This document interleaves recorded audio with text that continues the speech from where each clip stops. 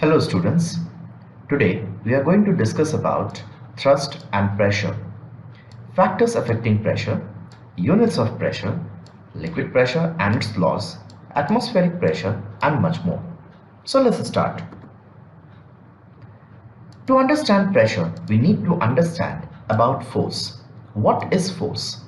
In simple way, we can say that force is any kind of push or pull applied on any object in desire to do some kind of work.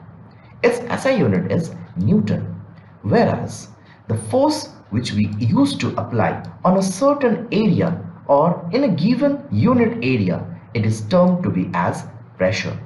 Thus, we can say pressure is force acting per unit area, or when we come for its formula, we can derive it as the pressure equals to force upon area. Now let's understand the concept of this force and the pressure with a small animated video. जब आप लोहे की कील को हथौड़े से मारते हैं, आप कील के फ्लैट साइड पर फोर्स अप्लाई करते हैं। कील का नुकीला हिस्सा जो दीवार के साथ कांटेक्ट में है, वो उसे छेदने की कोशिश में दीवार पर फोर्स अप्लाई करता है। अब हम आपसे एक दिलचस्प सवाल पूछते हैं। क्या होगा अगर आप कील के नुकीले हिस्से को हथौड़े से मारें और फ्लैट साइड से छेदने की कोशिश करें? ज्यादा फोर्स अप्लाई करने के बावजूद भी आपको कील के फ्लैट हिस्से को दीवार के अंदर पुश करने में मुश्किल होगी। इसका क्या कारण है? इसकी वजह यह है कि जो प्रेशर कील की नोक ने दीवार पर अप्लाई किया है, वो बहुत ज्यादा है उस प्रेशर से जो कील के फ्लैट सरफेस ने अप्लाई किया है। लेकिन सवाल यह है कि ऐसा क्यों होता है? पहले इस पर गौर करें कि कील की नोक का हिस्सा उसके फ्लैट सरफेस के हिस्से के मुकाबले में बहुत कम है। यह हमें बताता है कि सरफेस का एरिया जिस पर फोर्स लगाई गई है वो मायने रखता है। ये हम डिटेल में समझेंगे, लेकिन हम पहले प्रेशर को डिफाइन करते हैं। किसी ऑब्जेक्ट के सरफेस पे पर यूनिट एरिया पर लगने वाली परपेंडिकुलर फोर्स को प्रेशर कहते हैं। यह आसान है, force acting per unit area. हमें पहले से ही पता है कि फोर्स का एसआई यूनिट न्यूटन है, जिसे एन से डिनोट करते हैं, और एरिया की यूनिट मीटर स्क्वायर्ड होती है। इसलिए प्रेशर की एसआई यूनिट न्यूटन पर मीटर स्क्वायर्ड हुई। ये पास्कल भी कहलाती है, जिसे पीए से डिनोट करते हैं। इसे पास्कल क्यों कहा जाता है? इसे ब्लेज पास्कल नामक एक फ्रेंच साइंटिस्ट को सम्मान देने के लिए ये नाम दिया गया है, जिन्होंने हाइड्रोस्टैटिक्स और हाइड्रोडायनामिक्स में योगदान दिया है।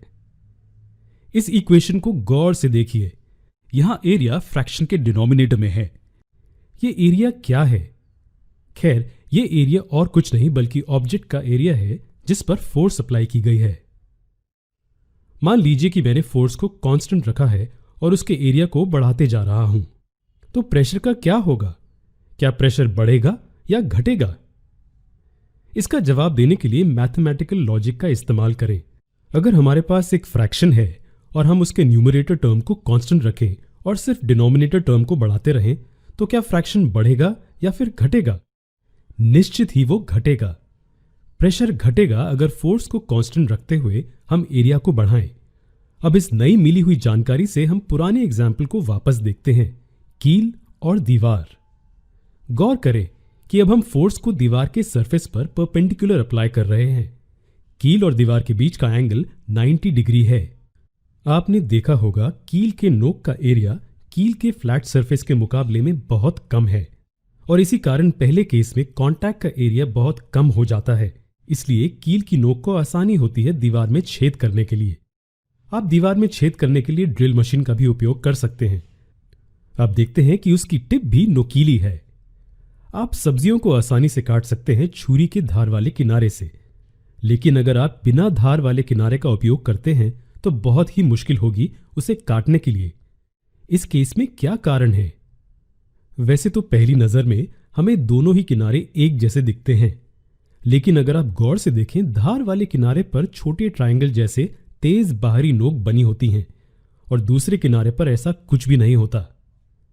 अगर आप सब्जी को धार वाले किनारे से काटेंगे तो सब्जी और चाकू के बीच में एरिया ऑफ कांटेक्ट बहुत कम हो जाएगा। इसलिए चाकू के धार वाले किनारे का इस्तेमाल करके सब्जी पर अधिक प्रेशर डाला जाता है। पेड़ों को काटने के लिए इस्तेमाल किए जाने वाली कुल्हाड़ी में भी तेज धार वाले किनारे होते हैं।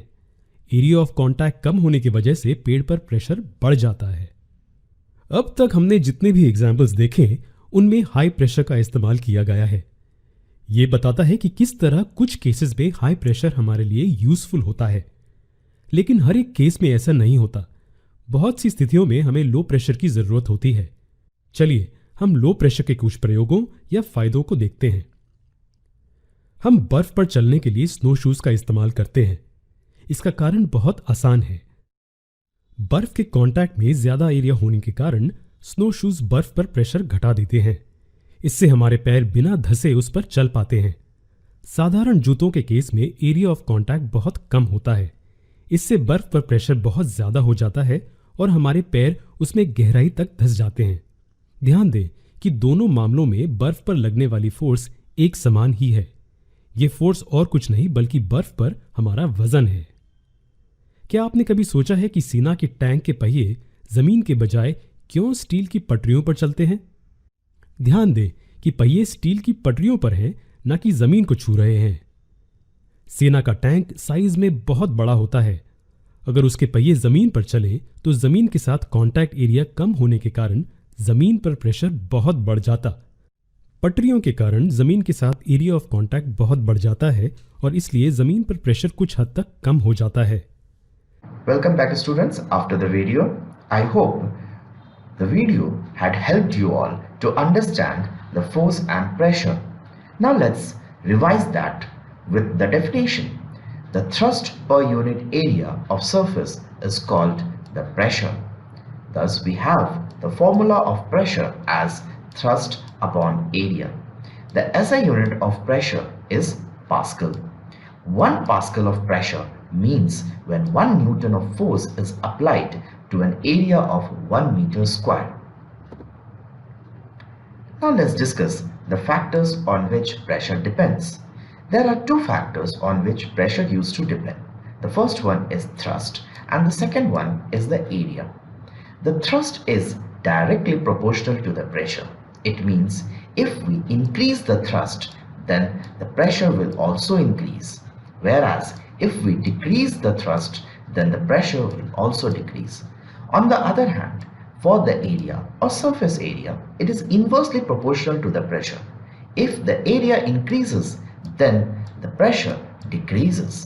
Whereas if the area decreases, then the pressure gradually increases over there. Here are some common units which we use for pressure.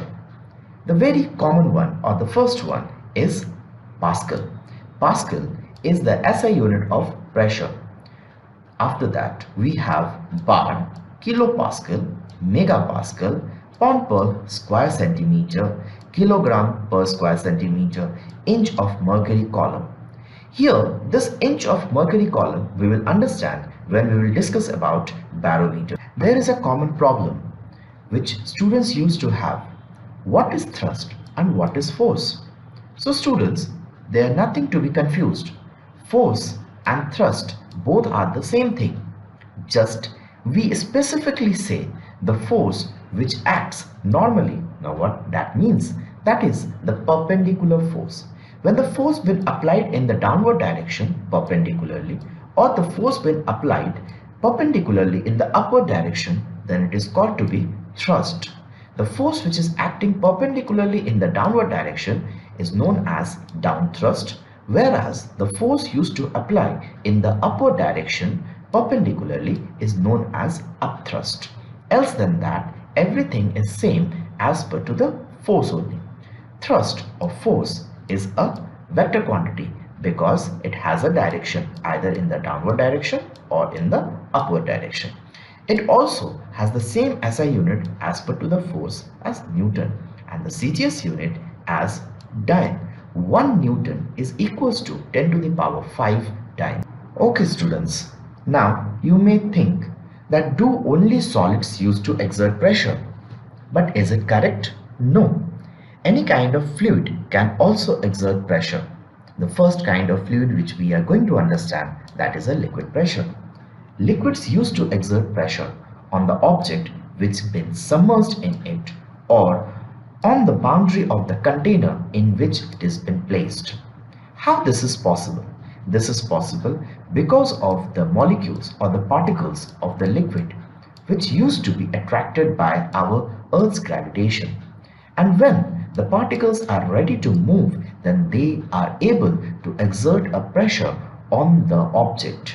Let's understand this concept with an animated video. यहाँ पानी से भरा एक बीकर है। हम जानते हैं कि ग्रेविटेशनल पुल किसी भी ऑब्जेक्ट पर नीचे की ओर फोर्स लगाती है। एग्जाम्पल के लिए, जब मैं गेंद को रिलीज करता हूं तो वो नीचे की दिशा में उस पर अप्लाई किए गए ग्रेविटेशनल फोर्स के कारण जमीन पर गिरती है। इसी तरह ग्रेविटेशनल फोर्स भी पानी को नीचे खींचने की कोशिश में बीकर के अंदर पानी पर एक्ट कर रही है। फोर्स क्या करती है? जी हां, प्रेशर क्रिएट करती है। ये फोर्स पानी में प्रेशर बनाती है और ये प्रेशर सभी जगह समान नहीं होता। एग्जाम्पल के लिए 2 पॉइंट्स को कंसिडर करें, ए और बी। प्रेशर कहां ज्यादा होगा, पॉइंट ए या पॉइंट बी पर? गैस कीजिए। प्रेशर ज्यादा होगा इस पॉइंट बी पर। इसे समझने के लिए हम पानी को ऊपर से नीचे तक अलग अलग लेयर्स में बांट देते हैं। फोर्स हर एक लेयर पर नीचे की ओर एक्ट करती है। इसी कारण हर एक लेयर नीचे की लेयर्स को नीचे की दिशा में पुश करती है। इसका मतलब है हर एक लेयर नीचे की दिशा में उसके नीचे की लेयर्स पर एक प्रेशर अप्लाई कर रही है। पानी की ऊपरी लेयर नीचे की हर एक लेयर पर नीचे की ओर प्रेशर अप्लाई कर रही है।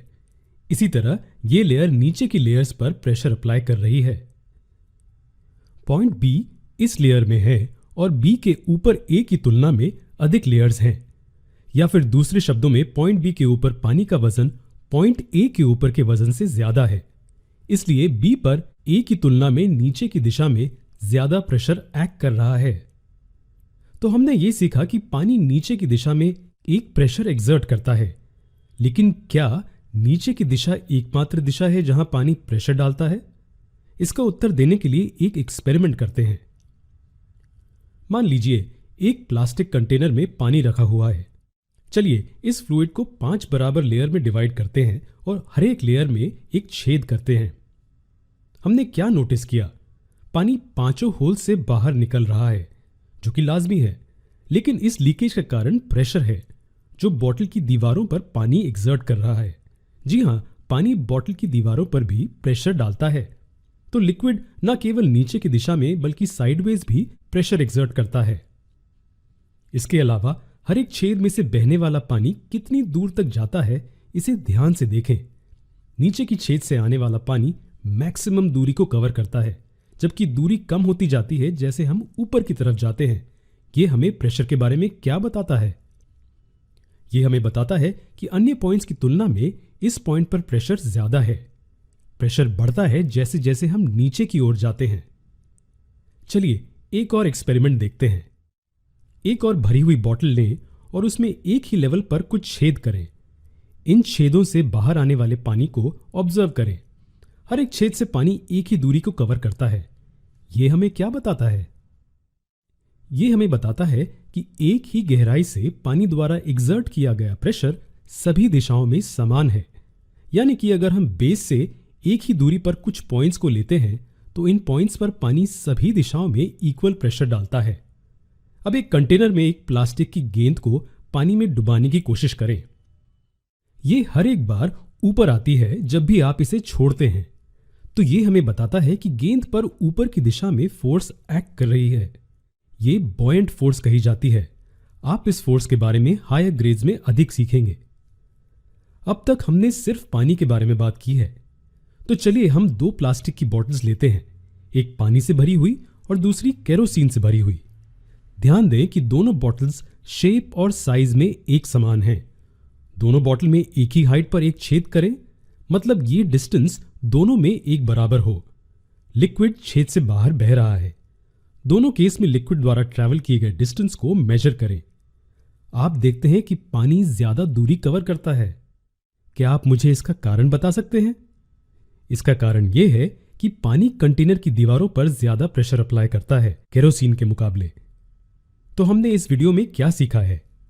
हमने सीखा है कि लिक्विड्स भी प्रेशर अप्लाई करते हैं और वे सभी दिशाओं में प्रेशर डालते हैं।